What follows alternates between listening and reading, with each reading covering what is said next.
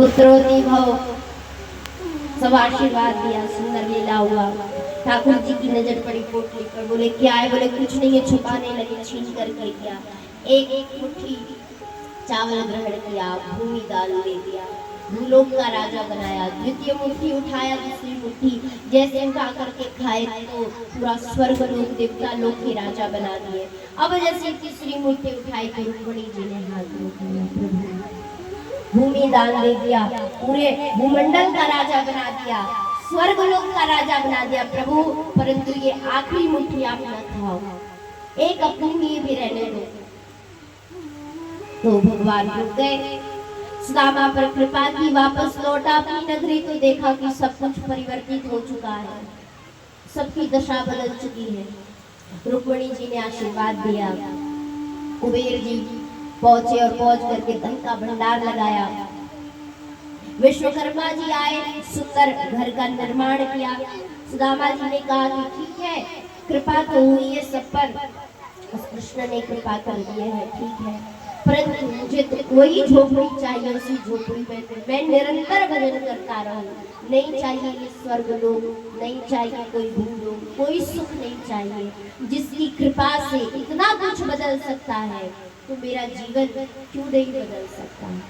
मुझे तो केवल उस कृष्ण का प्रेम चाहिए।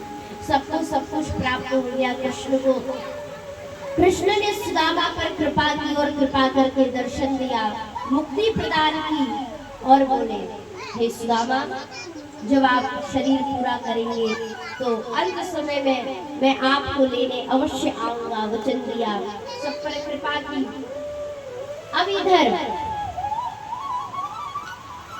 भगवान कृष्ण के यदुवंश का, यानी कि भगवान के जो पुत्र पौत्र जितने भी बेटे बेटी थे, सब यदुवंशियों का नाश हुआ। कैसे? एक बार इनके जितने पुत्र हैं पौत्र हैं, एक ऋषि आ रहे थे, तो बड़े ज्ञानी ऋषि थे, तो लोगों ने सोचा, मदिरा पान किए थे, और मदिरा पान करने वालों की अक्सर बुद्धि भ्रष्ट हो ही जाती है, चाहे वो भगवान हो चाहे वो मनुष्य हो।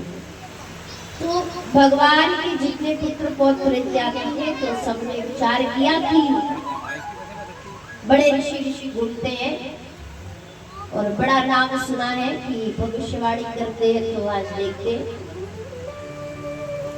एक पुत्र के पेट में लोहे की कढ़ाई थी, उसको बांध दिया और स्त्री का वेश धारण करा दिया।